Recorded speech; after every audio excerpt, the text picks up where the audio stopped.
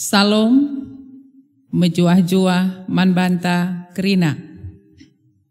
Mari ras kita rende untuk memuliakan gelar Tuhan.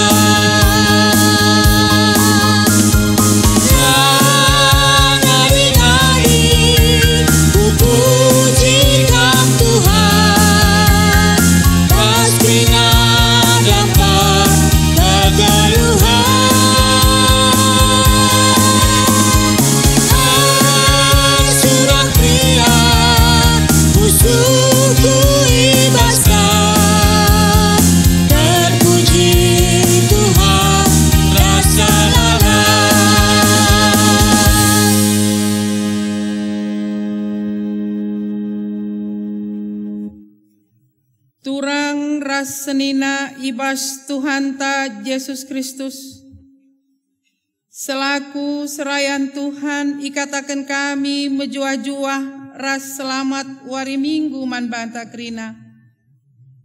Manbandu kekelengan kami si sekali enda denga erkebatin ibas gereja ta enda, ikatakan kami menjuah-juah, kerehendu nambahi keriahan manbanta kerina. Ibas benak kebak tinta, mari dage sideng keken momo karena perdalanan perpulungan Tuhan. Bagai perencana pelayanan gereja ta, ibas wari-wari sirek enda. Mankam kekelengan Tuhan, banci iba candu momo si enggo ikirim kerunggun secara online. Kata penaruh. Turang rasenina minggu enda igelari minggu kuasa mode megeneti. Si encidahkan kecibal kegeluhenta selaku anak dibata bagi dandak nanak simbaru tubuh. Ibas kekotenta arus makita erpengarapan ku dibata gelabancing geluh. Mari dage bengket kita kubas kebatin enda. Gelah kita tutuhung gejapkan uga dibata tetap ngasuhi kegeluhenta si tetap erpengendas manbana. Perpulungan Tuhan, mari raduras kita tedis. Mari si puji Tuhan, ras kita rende.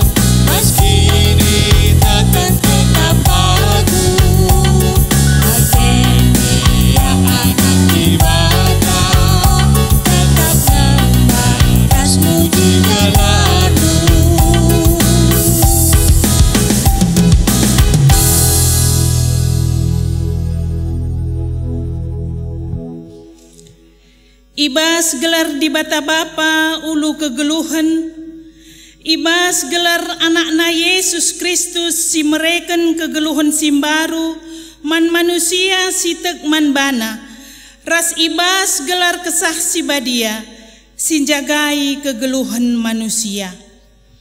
Penampat man banta reh ibas jahwenari, si nepalangit ras doni, si engkawali perberkat ras permulihta, genduari nari seh rasa lalap. Amin.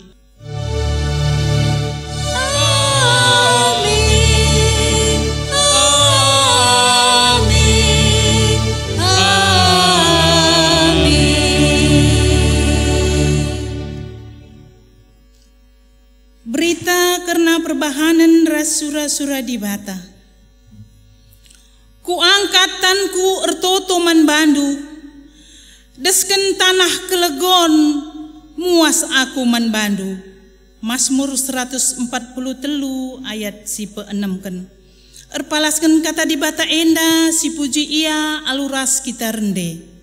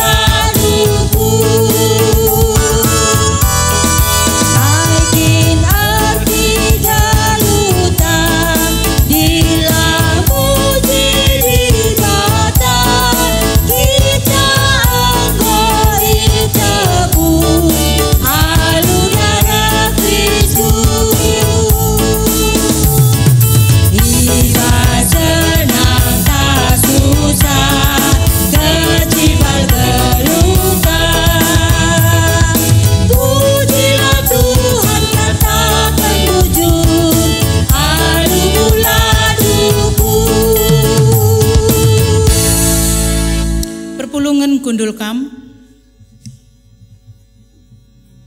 kinilah ngasupen manusia ibas makeken pedah di bata enda mari si ogeken alu responsoria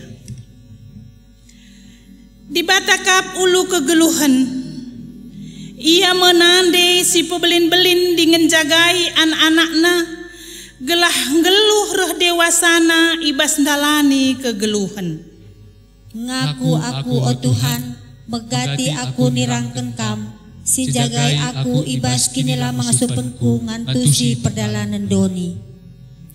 Di bata kap ulu kegeluhan, ia mebapa si negu-negu dengan ngajari anak-anakna ibas ndalani kegeluhan. Ngaku aku o Tuhan, megati aku nirangken kam, si negu-negu dengan ngajari anak-anakna ibas dalane kegeluhan. O Tuhan, olah pelepas nu kami lalar, ibas kinilah ngasupen ras kekoten kami.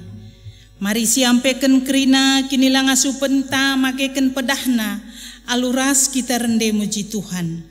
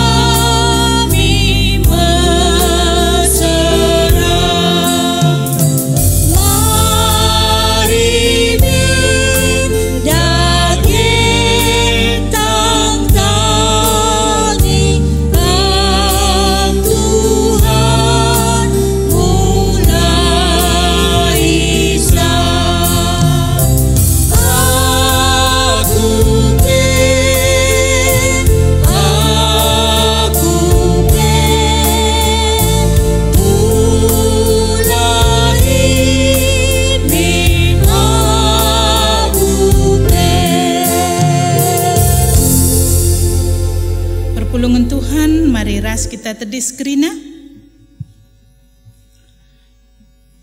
Padan di bata si empat tetap ukur manusia. Tuhan perkuah dengan perkelengkap. La pedas ia merawa. Ia dem alu keleng ate si tetap. Labo kita ikumna suwe ras dosanta. Labo iar balas membanta suwe ras kesalahanta. Maka selaku persuruhan di bata, aku nehken katana man banta krina sing aku kendosa ras kesalahana, dengan jera ibas dosa ras kesalahana nari. Nina, oh lambiar anakku, amin napekam kitik dengan la ergegeh bagi gaya, sabab aku kap sinampatikam. Aku di batanu Israel, aku si engkelengikam. Bujur Tuhan, ibas pergegeh si ibre kendu. Amin. Meriah ukurta, erkiteken enggo ipe tetapna ukurta, maka mari ras kita rende muji Tuhan.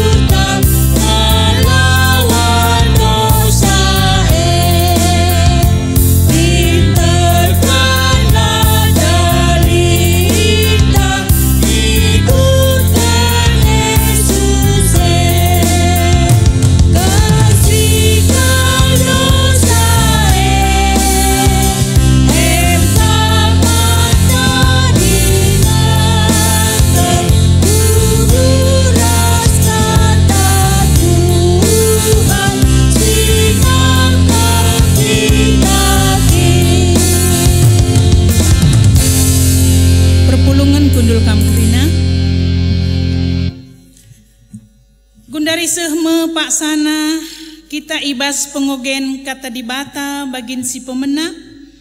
Sini buat ibas Sada Petrus 2 ayat Sada seh 5. Sada Petrus 2 ayat Sada seh 5. Iogeken kami man banta krina. Erkite-kiteken sie tadingkenlah krina si jahat. Olanai erbual, entah pekulah-kulah, entah ercian ate, entah pe cikura. Bagi anak-anak simbaru tubuh minkam, si rusur muas nandangi susu pertendin, si lalit campurna. Gelah alu nginem susu reh belinna kam dengan selamat. Bagi lit tersurat ibas pustaka si badia, enggo inanamin dukap uga belinna, uga ulina Tuhan Dahilah Tuhan, batu singgeluh si itulah rasila iirgakan manusia. Tapi ipilih dengan iirgakan di bata. Rehlah kam bagi batu-batu singgeluh, janah berelah min dirindu ipake, guna majeken rumah pertoton kesah. Ibas ingan mekam erdahin jadi imam-imam si badia, guna mempersembahkan mandi bata, persembahan pertendin si ngena ate di bata, erkelang-kelangken Yesus Kristus. Sehijena pengogenta, ketuahan kala si megiken kata di bata, dengan si make kenca ibas geluhna si tep-tep wari. Haleluya.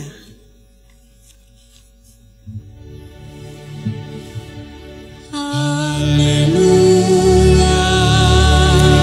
haleluya, haleluya.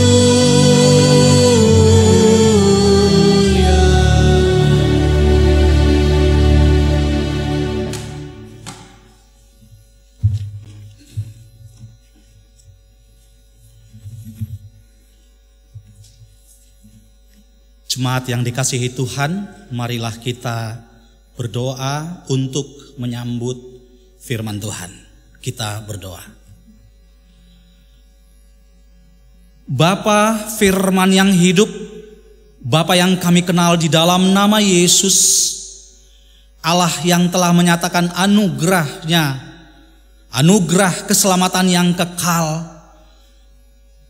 Kami mengucap syukur kepadamu pada saat ini, di minggu ini Tuhan, ketika kami boleh merasakan berkat anugerah Tuhan. Sebagai jemaat Tuhan, yang Tuhan sudah kuduskan oleh darah anak-Mu, kami boleh datang menghampiri Engkau di dalam kekudusan, dan di dalam persekutuan ini untuk menyapa Tuhan dalam ibadah kami. Maka biarlah kiranya Tuhan berkenan di atas seluruh ibadah kami, di atas puji-pujian kami, supaya nama Tuhan dipermuliakan. Kami mengucap syukur kepadamu ya Bapa, yang terus menuntun kehidupan kami hari demi hari, dengan pemeliharaanmu yang kekal dan sempurna, sehingga layaklah kami bersyukur di hadapan Tuhan. Dan pada saat ini kami ingin belajar dari pengenalan firman Tuhan.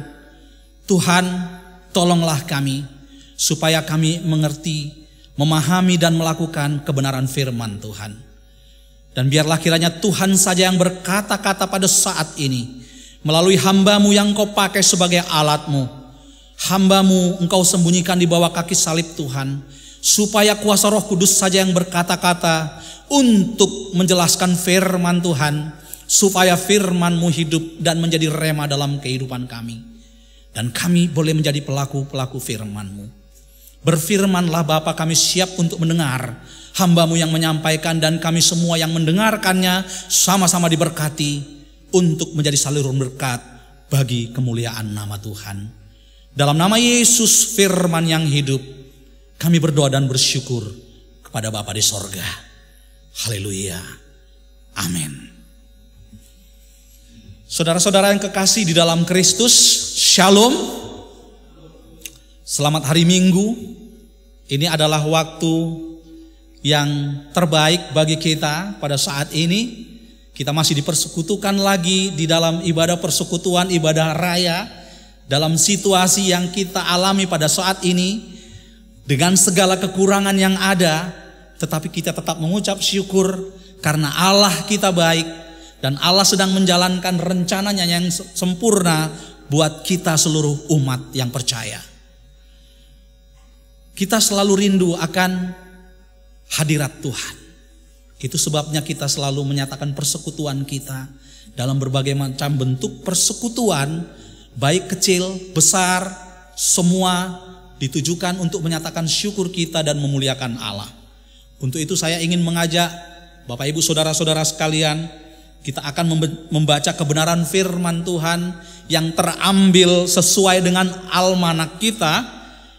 Saya akan membacakannya untuk saudara-saudara dari Mazmur 42.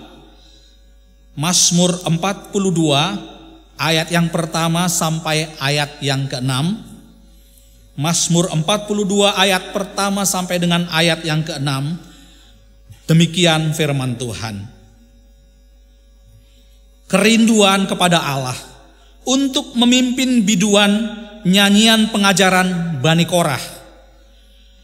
Seperti rusa yang merindukan sungai yang berair, demikianlah jiwaku merindukan Engkau ya Allah. Jika jiwaku haus kepada Allah yang hidup, bilakah aku boleh datang melihat Allah? Air mataku menjadi makananku siang dan malam, karena sepanjang hari orang berkata kepadaku, di mana Allahmu? Inilah yang hendak kuingat sementara jiwaku gundah gulana.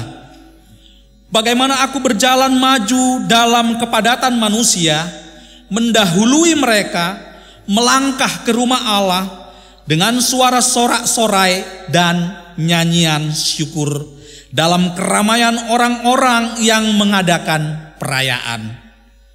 Mengapa engkau tertekan, hai jiwaku, dan gelisah di dalam diriku?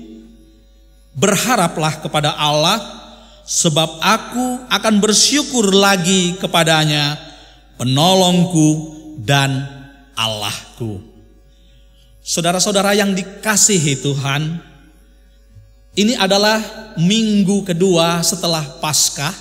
Kita baru saja merayakan perayaan yang sangat sakral dan sangat sentral di dalam iman kita, yaitu Paskah. Dan ini minggu yang kedua yang dinamakan Minggu Quasimodogeniti, yang artinya minggu kelahiran kembali. Minggu kelahiran kembali. Itu sebabnya dalam dua bacaan kita di dalam yang ditetapkan oleh Almanak Gereja, yang satu bercerita tentang nyanyian Bani Korah dalam Mazmur puji-pujian kepada Allah, dan satu lagi tadi dibacakan dari Perjanjian Baru 1 Petrus 2 ayat 1 sampai 5, yang sesungguhnya juga terkait dengan fungsi keimaman. Namun tema kita hari ini adalah kerinduan kepada Allah, sesuai dengan bacaan kita dari nyanyian Bani Korah tadi di dalam Mazmur yang kita baca. Tapi sesungguhnya dua bacaan kita ini saling terkait, Bapak Ibu, saudara-saudara yang dikasihi Tuhan. Mengapa saya katakan hal yang terkait? Di dalam 1 Petrus 2 yang kita baca tadi juga bicara tentang fungsi keimaman di dalam imamat Perjanjian Baru. Jadi ini bicara tentang imam-imam yang merindukan kehadirat Allah di dalam hidup mereka dan dalam fungsi mereka sebagai imam. Ada dua kata kunci, yaitu imam dan kerinduan. Dua hal ini yang akan kita lihat di dalam pelajaran kita tentang firman Tuhan pada hari ini. Saudara, siapa di antara kita yang tidak merindukan, pernah merasa rindu terhadap sesuatu, terhadap satu hal yang ada di hati kita tentunya? Kita semua tentu pernah merasakan perasaan rindu yang ya bahkan kerinduan yang teramat sangat. Katakanlah mungkin rindu untuk pulang kampung gitu ya. Itu sebabnya dalam kesempatan tertentu kita kadang-kadang mengambil kesempatan mudik ya. Pada hari-hari besar atau pada saat kita mengambil cuti, kita ingin bertemu dengan orang-orang yang kita kasihi, orang tua bahkan mungkin. Kenapa kita melakukan itu? Karena kita ada perasaan rindu. Dan bahkan dalam 1 tahun, dalam minggu-minggu kerja kita yang kita lakukan, kita sudah menyisihkan dan membuat rencana untuk pulang karena kita memiliki perasaan rindu. Tadi saya juga berbicara dengan para pengerja. Setelah kita beribadah dalam situasi pandemik yang saat ini, sehingga memaksa kita untuk melakukan ibadah raya kita tidak seperti biasanya, hampir setiap orang yang saya tanyakan, bahkan di luar pada para jemaat yang lain juga berkata, aduh rindu sekali rasanya bisa beribadah kembali seperti biasanya. Ingin sekali seperti ibadah raya, seolah-olah itu sesuatu yang normal, menjadi hal yang harus kita lakukan setiap minggu. Kita bisa bertemu dengan semua rekan-rekan seiman, memuji-muji Allah, bertemu muka dengan muka dalam persekutuan yang indah. Ini baru minggu ke-3 ya. Ada yang minggu ke-4 sudah tidak lagi bisa beribadah seperti ibadah raya biasanya. Dan rasanya seperti sudah rindu sekali untuk bertemu. Karena memang pada saat kita bisa bertemu muka dengan muka, menyanyi bersama, saling melihat satu sama lain, kabar dari tiap-tiap keluarga dan tiap-tiap anggota jemaat, disitulah kita bisa melepaskan kerinduan kita. Terlebih-lebih dalam persekutuan itu kita boleh bersuka cita untuk memuji-muji Allah. Tentu kita semua merindukan hal ini. Tapi pada saat ini hal yang sama juga dialami oleh Bani Korah.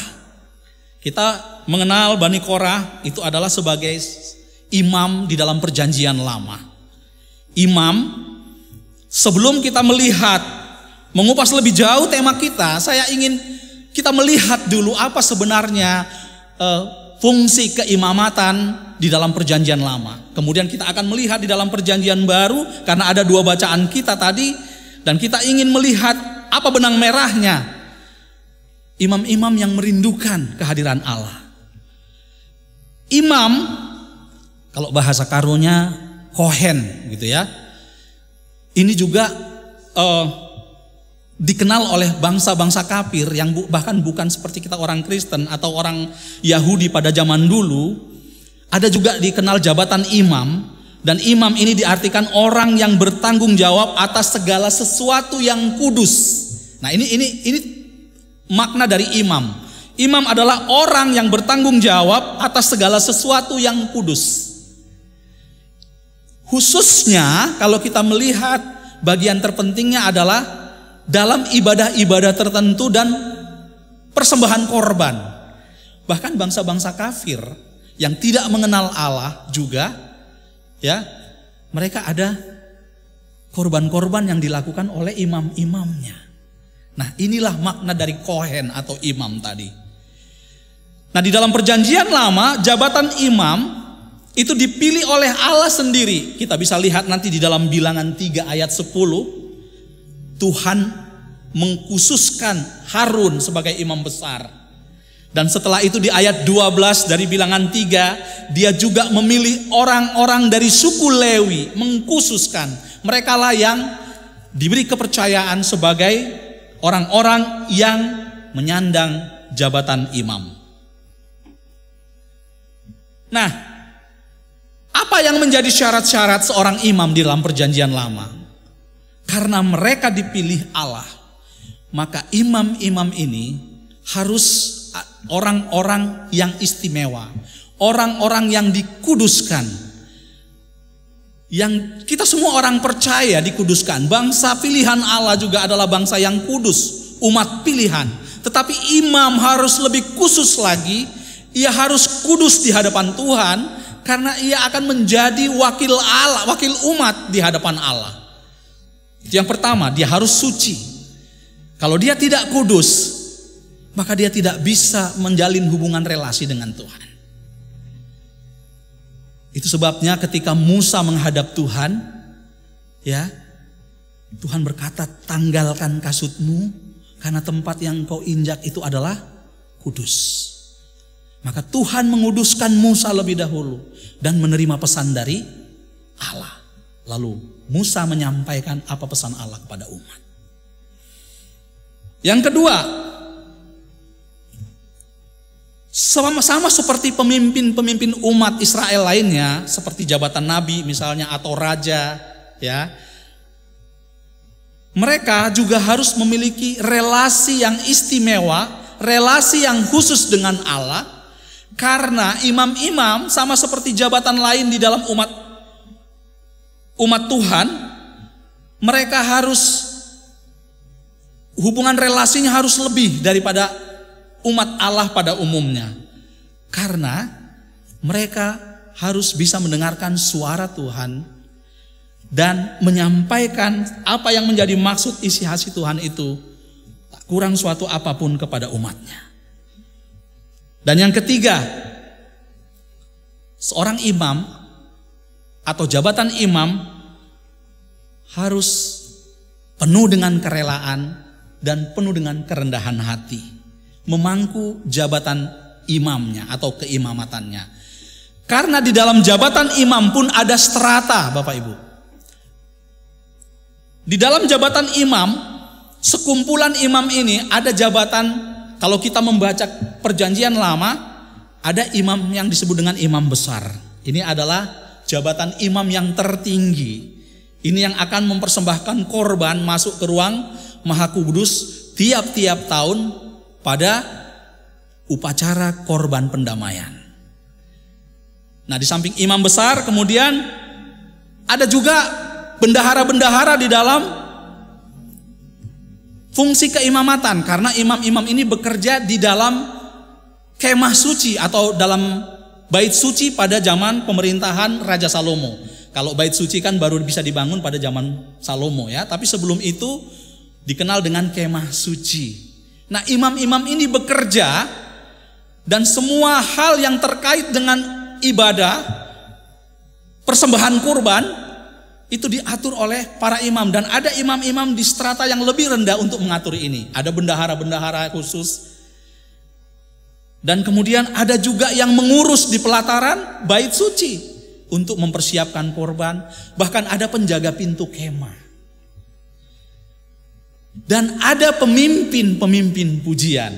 Jadi kira-kira kalau umat Israel berkumpul untuk memuliakan Allah dalam ibadah mereka, dikenal juga puji-pujian, mazmur yang mereka nyanyikan, dan ada pemimpin-pemimpin pujiannya, semacam pemimpin kor lah kalau pada saat ini. Nah, apa yang ingin kita tahu dari semua yang saya jelaskan tadi,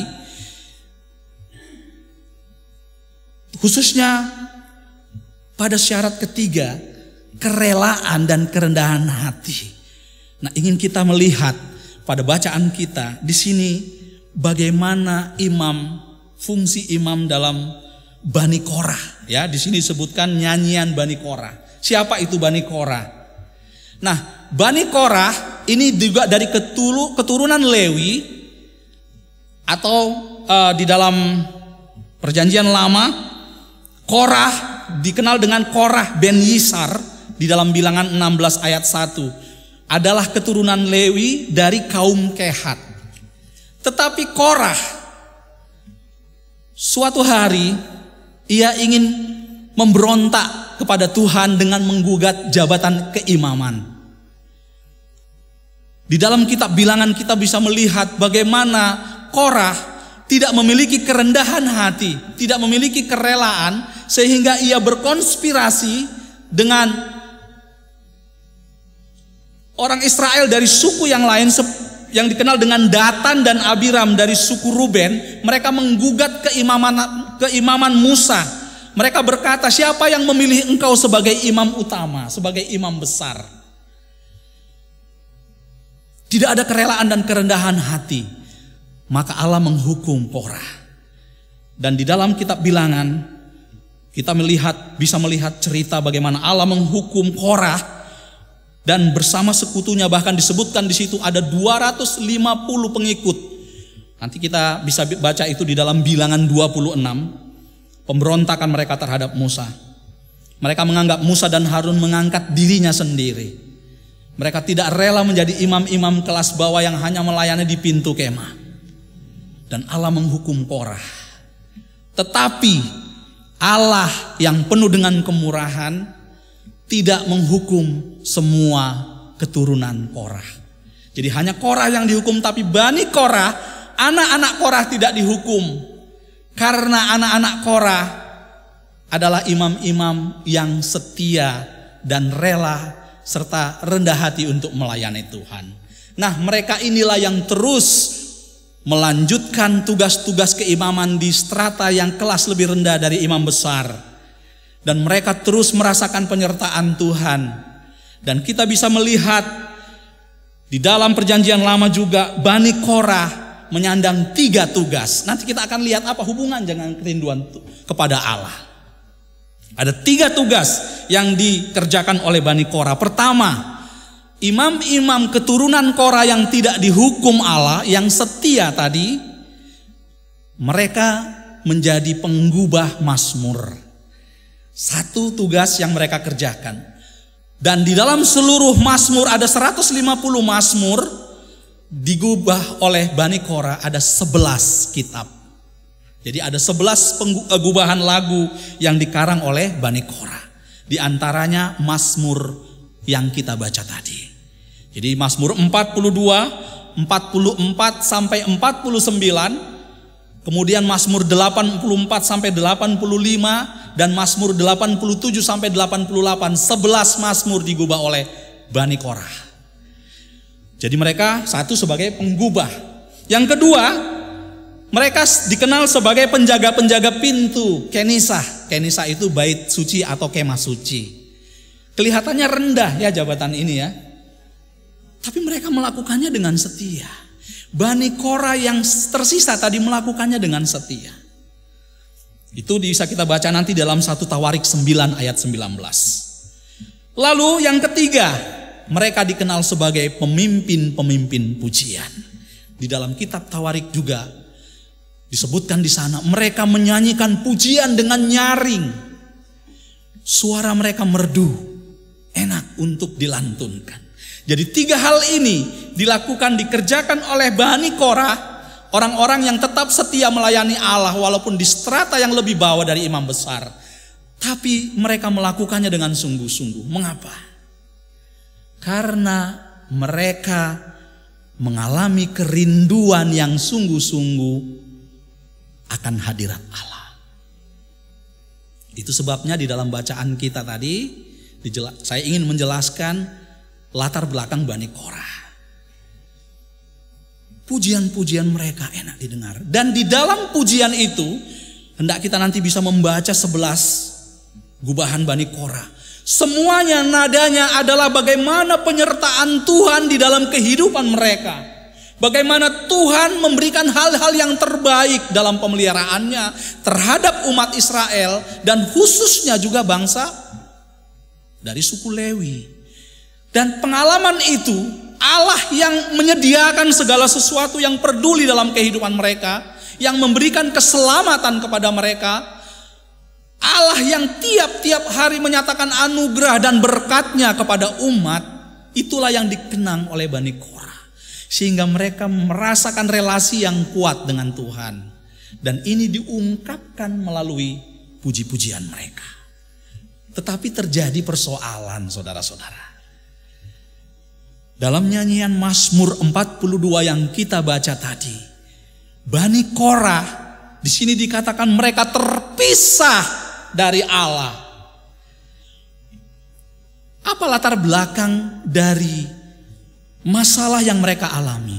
Rupanya Bani Korah ini dan sebenarnya juga umat Israel pada saat itu sedang di dalam masa pembuangan. Jadi di sini dikatakan, setelah dia mengatakan seperti rusa yang merindukan sungai, demikian aku amat rindu akan hadirat Allah.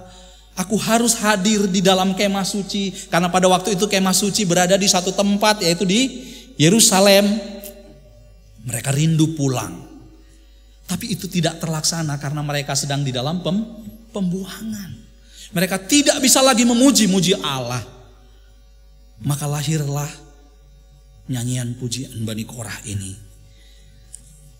Tapi sesungguhnya di sini dikatakan di ayat 7, ya, mereka berada di mana? Jiwaku tertekan dalam diriku. Kalau kita lanjutkan ayat 7, sebab itu aku teringat kepadamu dari tanah sungai Yordan dan pegunungan Hermon. Jadi mereka kira-kira berada di daerah sungai Yordan.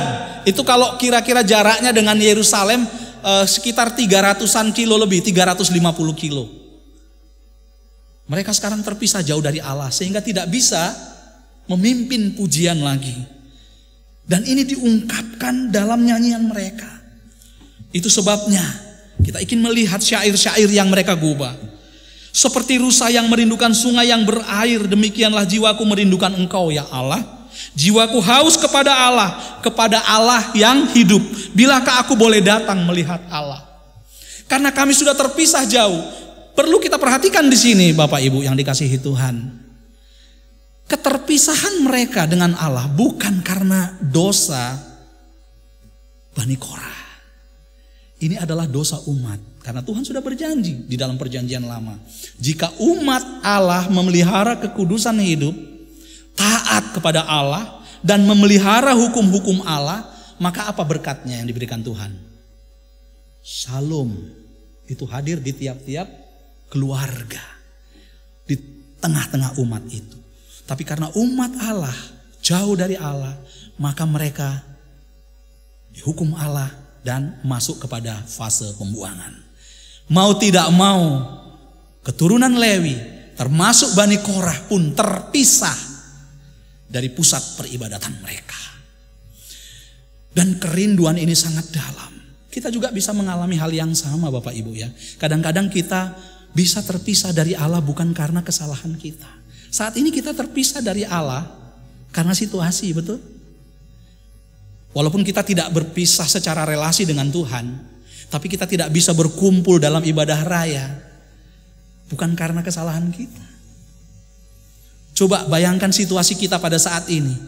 Rasanya aduh kapan ini berakhir, kan gitu kira-kira kerinduannya ya. Ini baru karena COVID-19 gitu ya. Tapi Bani Korah karena apa? Karena pembuangan. 400 tahun mereka kira-kira di dalam pembuangan. Luar biasa. Maka kerinduan mereka tidak bisa kita bayangkan.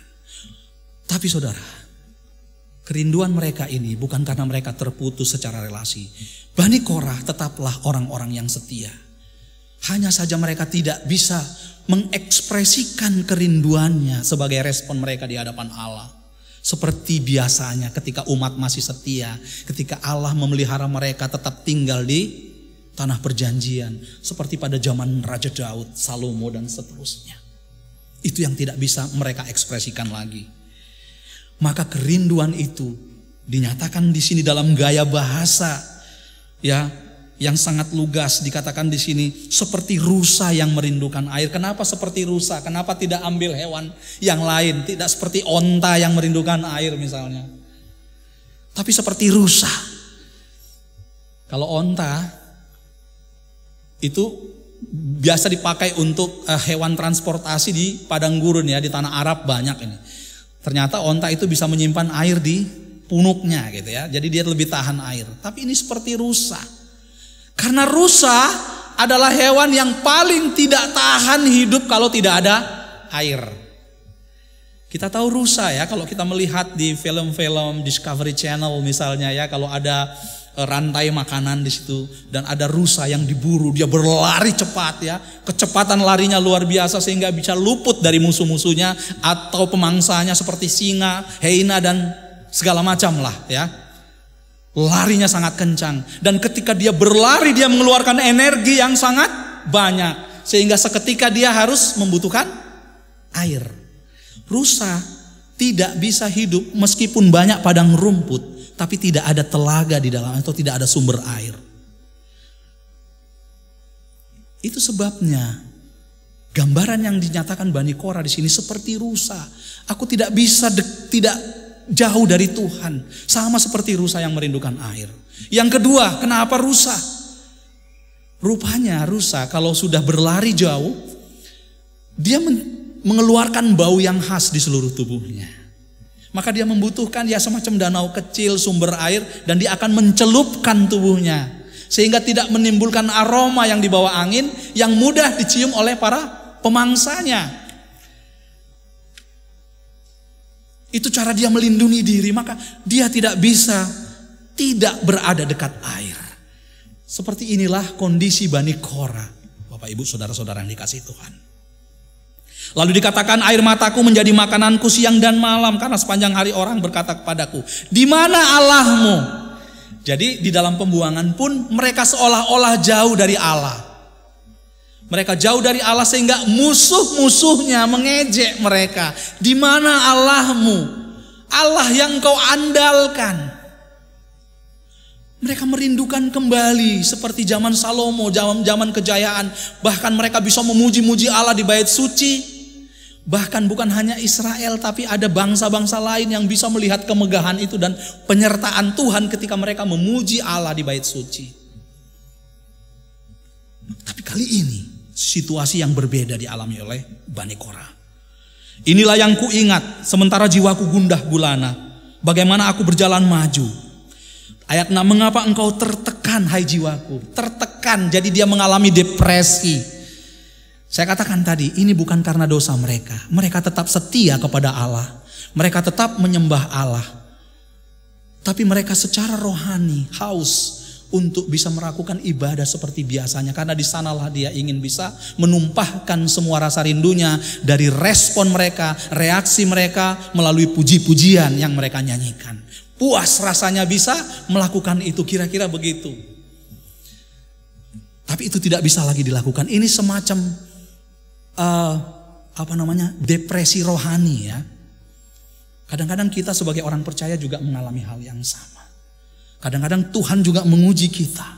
Seolah-olah kita ditinggalkan Tuhan. Bahkan Tuhan Yesus sendiri pun pernah seolah-olah merasakan dia ditinggalkan oleh Tuhan. Kira-kira seperti itulah. Yesus mengalami juga. Eli, Eli, lama sabatani. Allahku, mengapa engkau meninggalkan aku? Kita baru memperingatin itu di dalam Jumat Agung kemarin. Seolah-olah ia ditinggalkan oleh Allah. Maka kerinduan itu semakin besar. Bapak Ibu yang dikasihi Tuhan, maka kerinduan akan Allah ini hanya dimiliki oleh orang-orang yang sudah dikhususkan Allah, yang sudah merasakan persekutuan dengan Allah. Kalau orang yang tidak merasakan persekutuan dengan Allah, Allah Yahweh, mana mungkin dia merasakan kerinduan yang sama seperti yang dialami Bani Korah, kira-kira itu. Lalu apa kaitannya dengan bacaan kita yang pertama tadi di dalam surat Petrus? Bapak Ibu yang dikasihi Tuhan, kalau kita membaca keseluruhan 1 Petrus 2, ini juga bicara tentang imam-imam perjanjian baru. Imamat yang rajani di ayat yang 9. Bahkan tadi di ayat yang kelima dikatakan, apa di situ dalam surat Petrus? 1 Petrus 2.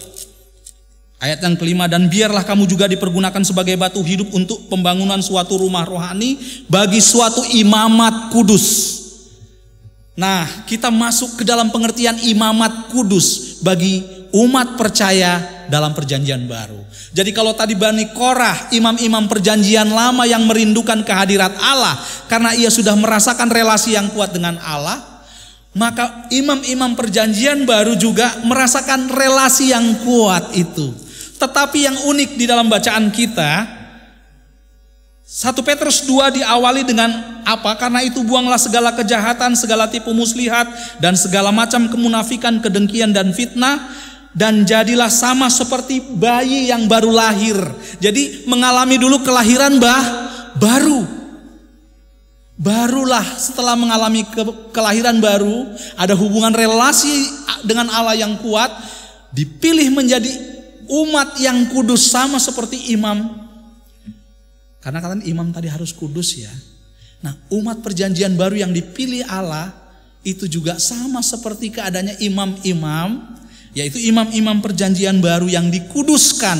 Tapi bukan lagi karena persembahan perdamaian yang tiap-tiap tahun dilakukan, tapi kali ini dengan korban yang sempurna melalui Kristus. Itu makanya ini kita merayakan di minggu kedua setelah Paskah adalah minggu kelahiran kembali. Ketika saya diberikan tema ini, saya coba merenungkan kaitan dari dua bacaan kita tadi. Dan ketika saya menyelidiki ini, maka sampailah kepada kesimpulan bahwa kita pun seperti imam-imam Bani Korah, tetapi kita adalah imam-imam perjanjian baru yang rindu akan hadirat Allah. Dikatakan, kamu sudah lahir baru, maka kamu harus rindu minum dari air susu yang murni dan yang rohani supaya oleh kamu bertumbuh dan beroleh keselamatan, jika kamu benar-benar telah mengecap kebaikan Tuhan. Imam-imam perjanjian baru adalah orang-orang yang dikhususkan Allah, mereka yang sudah diselamatkan mengalami kelahiran baru. Maka orang yang mengalami kelahiran baru ini harus makan dari air susu yang murni. Kita yang telah diselamatkan oleh karena darah Yesus, Kita yang tidak mungkin diselamatkan karena dosa kita telah diselesaikan oleh Yesus sebagai imam besar, sehingga dosa-dosa kita dibayar penuh, dan disitulah kita mengalami kelahiran kembali. Maka apa yang timbul dalam hati kita? Inilah kebaikan Tuhan yang luar biasa bagi kita umat berdosa. Jadi kaitannya di sini Bapak Ibu. Imam-imam perjanjian baru adalah imam-imam yang mengalami kelahiran baru dan ingin memuji-muji Allah karena penebusan di dalam Kristus. Itu sebabnya ini adalah minggu Quasi-Modogeniti. Lalu dikatakan, kalau memang kamu sudah mengecap kebaikan Tuhan, ayat 3. Lalu datanglah kepadanya batu yang hidup itu yang memang dibuang oleh manusia, tetapi yang dipilih dan dihormati di hadirat Allah. Lalu ada tugas, dan biarlah kamu juga dipergunakan sebagai batu hidup untuk pembangunan suatu rumah rohani bagi suatu imamat kudus. Maka kita yang sudah mengalami Quasi-Modogeniti tadi dipersiapkan Allah untuk suatu imamat yang kudus. Ini tujuan Allah. Kita adalah imam-imam yang melayani di kemah suci Allah, di bait Allah. Dan di ayat 9, kalau kita lompat ke bacaan 1 Petrus 2 tadi, di ayat 9, tetapi kamulah bangsa yang terpilih, imamat yang rajani. Apa artinya imamat yang rajani? Adalah kerajaan para imam. Jadi kita adalah imam-imam perjanjian baru yang ditebus dengan darah Yesus. Ada pergeseran fungsi imam di sini, bukan lagi oleh korban persembahan kita dari darah korban hewan yang tak bercacat, tetapi oleh darah Yesus. Dan itu menyempurnakan kita. Dan Tuhan tidak hanya berhenti sampai di situ. Dia ingin menjadikan kita sebagai imam-imam yang kudus. Imam-imam yang kudus atau kerajaan imam ini adalah fungsi orang-orang percaya supaya kita juga menjalankan fungsi imam yang sesungguhnya sebenarnya juga ini terkait dengan perjanjian lama. Apa yang dimaksud di sini imamat yang rajani? Imamat yang rajani berarti kita melakukan fungsi imam juga. Tetapi dalam perjanjian baru, fungsi kita yang utama adalah mempersembahkan kurban di hadapan Allah. Imam-imam perjanjian baru mempersembahkan kurban di hadapan Allah. Yaitu apa? Seluruh kehidupan kita. Dan untuk membangun suatu rumah yang kudus, yaitu rumah rohani. Apa itu rumah rohani? Rumah rohani adalah kerajaan Allah, yaitu persekutuan orang-orang percaya yang suatu saat akan diangkat di dalam kekekalan, berjumpa dengan Tuhan, melepaskan kerinduan kita di hadapan Allah dalam kekekalan. Itulah kerinduan kita yang sesungguhnya. Maka kita juga dalam perjanjian baru menjadi imam-imam yang kudus untuk membawa diri kita, mempersembahkan seluruhnya supaya kita memperoleh pengampunan dosa dan membawa jiwa-jiwa baru datang kepada Tuhan, sehingga akan terbentuk persekutuan jemaat Tuhan. Inilah kerajaan Allah seperti yang kita doakan setiap minggu di dalam doa Bapa kami. Kerinduan kita adalah apa? Datanglah kerajaanmu di bumi seperti di surga. Dan hanya di dalam kerajaan Allah inilah kita bisa melepaskan kerinduan kita yang sesungguhnya akan hadirat Allah. Dan itu akan dinyatakan nanti di dalam kekekalan. Kiranya firman Tuhan boleh mengajar kita dan mempersiapkan kita untuk menjadi imam-imam perjanjian baru, untuk pembangunan suatu rumah yang suci di hadapan Tuhan. Amin. Kita berdoa. Bapa di sorga, kami mengucap syukur atas kebaikan Tuhan. Kami bersyukur untuk firman-Mu yang pada saat ini mengajarkan kami untuk tetap bisa merindukan Allah, memiliki kerinduan yang sejati dengan Allah. Kami boleh menaikkan puji-pujian di hadapan Tuhan, mengekspresikan kerinduan kami untuk mempermuliakan Tuhan dalam ibadah penyembahan kami. Bapak, kami bersyukur jika Tuhan juga sudah menetapkan kami sebagai imam-imam perjanjian baru yang boleh mempersembahkan seluruh hidup kami dan membawa jiwa-jiwa baru datang kepada Tuhan. untuk pembangunan rumah rohani yang kudus. Itulah kerajaan Allah. Biarlah kiranya Tuhan menolong setiap umat-Mu, supaya kami boleh menggenapi firman-Mu sebagai imam-imam perjanjian baru. Terima kasih Tuhan, biarlah di dalam minggu kelahiran yang baru ini, kami boleh mengingat kembali bagaimana Tuhan sudah melepaskan kami dari hutang dosa. Engkau boleh menebus kami dari hutang dosa yang tidak mampu kami selesaikan, sehingga kami mengalami kelahiran baru dan mengecap kebaikan Allah dalam hidup kami. Dan kami akan terus bekerja untuk kemuliaan Tuhan. Engkau memakai kami sebagai pengikut-pengikut Tuhan yang setia, membawa banyak jiwa ke hadapan Tuhan. Dan dalam persekutuan kami boleh memuji-muji Engkau, mempermuliakan Tuhan dengan nyanyian-nyanyian baru. Bapa di sorga, terima kasih. Kami juga berdoa pada saat ini untuk situasi yang kami alami. Bapa, Engkau tahu bahwa di seluruh penjuru bumi pada saat ini, oleh karena wabah yang terjadi, kami mengalami perubahan-perubahan di dalam kehidupan kami. Ada perubahan-perubahan yang drastis, yang kadang membuat kami terkungkung. Kami seperti hidup di dalam pembuangan. Bahkan kami tidak bisa bersekutu bersama rekan-rekan seiman kami Tuhan, oleh karena situasi. Tapi kami tetap berpengharapan kepada Tuhan. Seperti Bani Korah berpengharapan yang sungguh-sungguh kepada Allah. Kami terus berpengharapan. Karena pengharapan di hadapan Tuhan itulah pengharapan yang setia. Pengharapan yang sejati. Kami mengucap syukur. Dan di tengah-tengah situasi apapun yang kami alami. Dan kami percaya pada waktunya nanti Tuhan akan memulihkan segala situasinya. Dan kiranya biarlah melalui peristiwa ini Tuhan, setiap kami boleh merenungkan kembali, walaupun kami di dalam persekutuan-persekutuan kecil, tapi Tuhan, Engkau ingin memurnikan hati kami, supaya Tuhan di dalam kehidupan rumah tangga kami bisa juga melakukan persekutuan dan ibadah yang tidak kalah kudus dan tidak kalah sukacitanya dengan ibadah raya yang selama ini kami lakukan.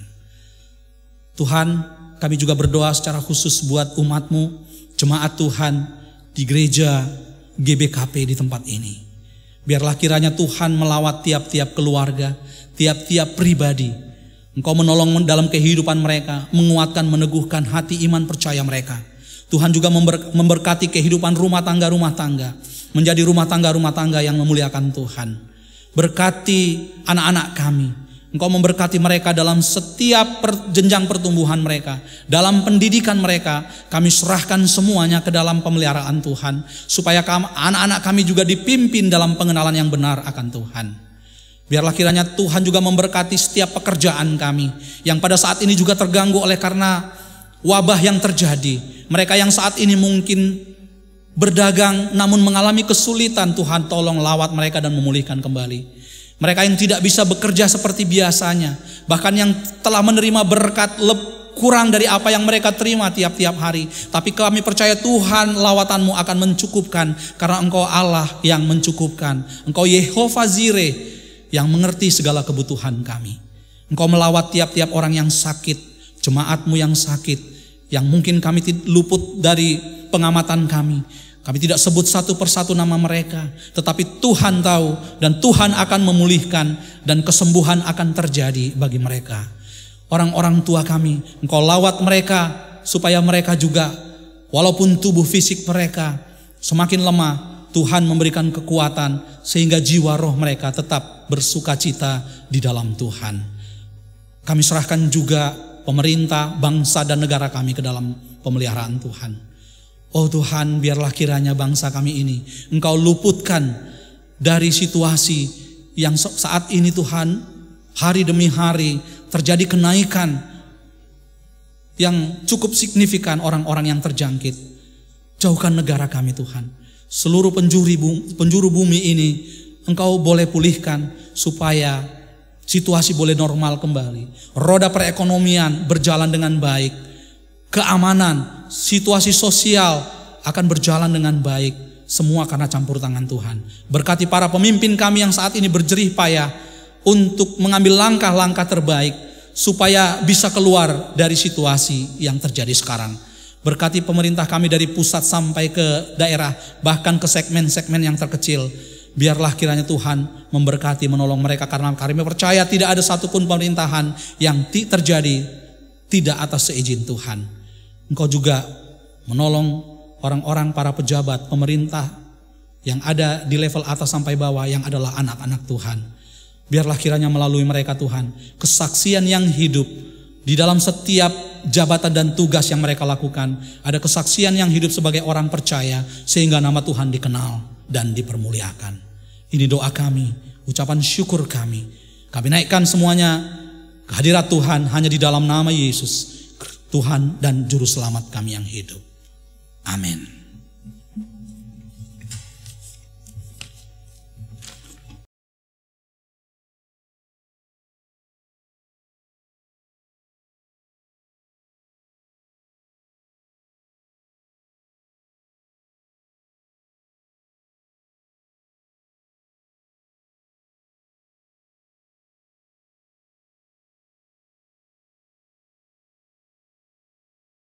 Mari ras kita tedis kerina. Marilah siakuken kini tekenta raduken kerina kalak Kristen idoni enda. Nintalah ras-ras. Aku tek mandi bata Bapa silar sibar kuasana sinepalangi drasdoni. Aku tek man Yesus Kristus anak-anak si tunggal Tuhanta. Si jadi arah kesah si badia. Tubuh idur si nguda-nguda nari. Si sokliamen tergelar si Maria. Singenanami kini seran sangana pemerintahan Pontius Pilatus. Nipakukun ku kayu persilang mate jenari ukuburken nusur kudoni kematen peteluariken go keke ibasi mate nari nangkih ku surga perkundulna arah kemuhun di bata Bapa silar sibar kuasana jenari rahma ia pagi ngeranakan singgeluh ras singgo mate. Aku tekman kesah si badia janali sada gereja si badia, persadaan kalak si badia, pengalami dosa, kini keken kula kegeluhun si rasa lalap. Amin. Perpulungan kundul kam.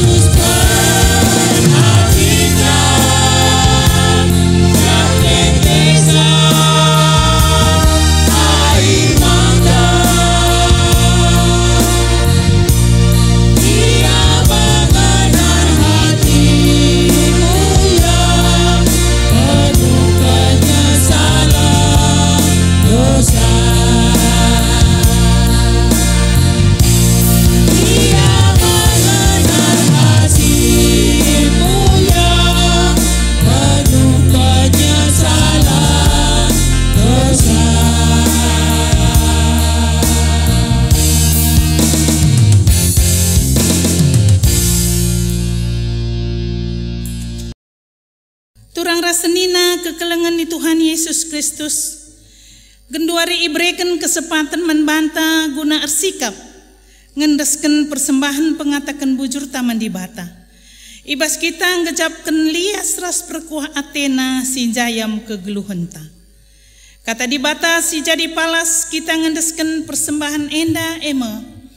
Sabab bageme arus nakam ersembah mandi bata. Suweras biakndu selaku makhluk si rukur.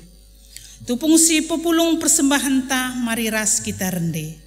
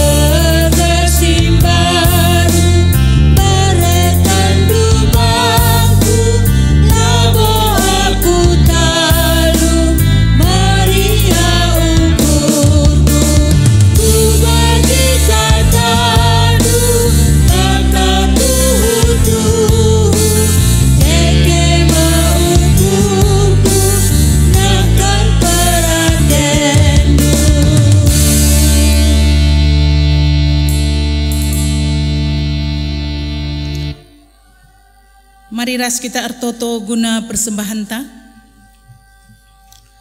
O di bata Bapa kami, isikin kami enda makalit gegeh ibas kami lakom reman bandu.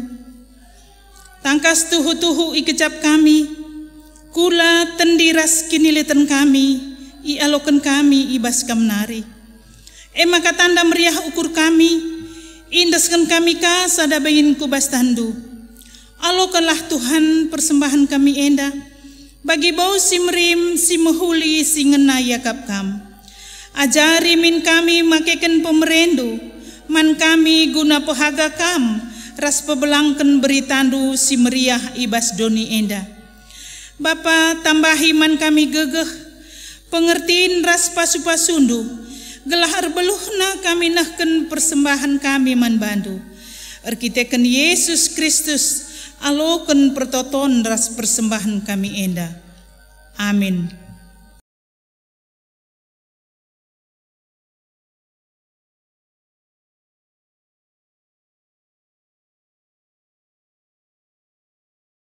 Mari raduras kita terdiskrina. Mari dage sisahkan perpadanan taman Tuhan. Bagi keleng ate bapa man anak-anakna, bagi kelme pengkelengi di bataman kala si erkemalangan man bana. Bujur Tuhan, ateku tetap geluh ibas keleng atedu.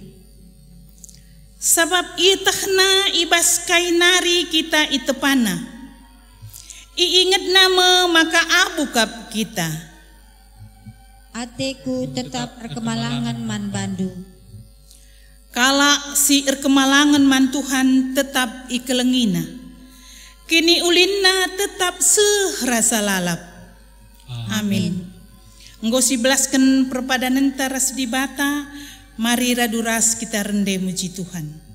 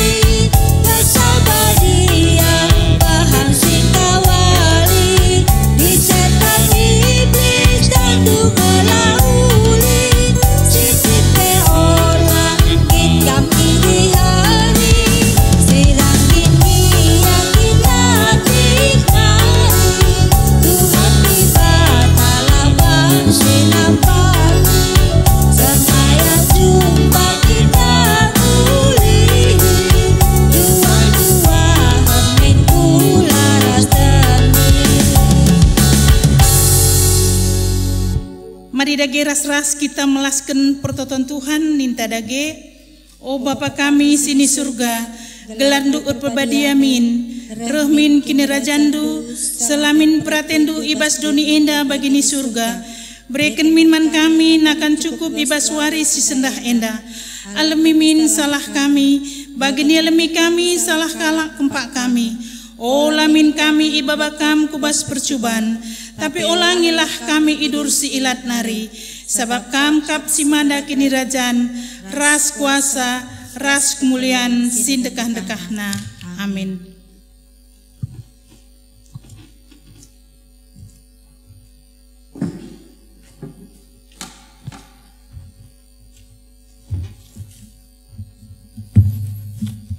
Kekasih-kekasih Tuhan, karena kita sudah mengecap segala kebaikan Tuhan, dan kita rindu untuk menyatakan kebaikan Tuhan, kerinduan kita untuk bersekutu dengan Tuhan, dan akan dinyatakan di dalam kesempurnaannya, di dalam kekekalan.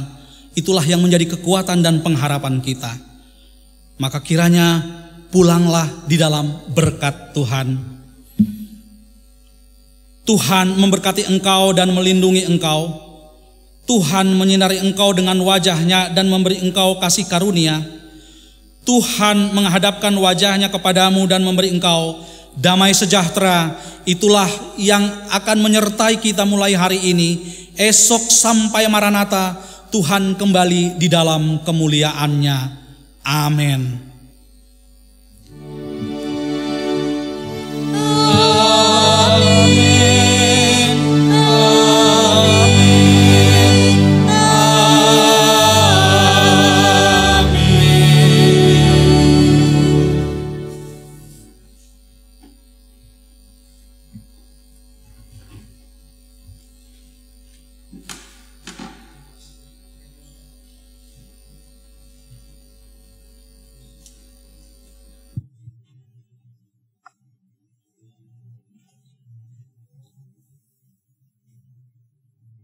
Paksa tenang si benakan.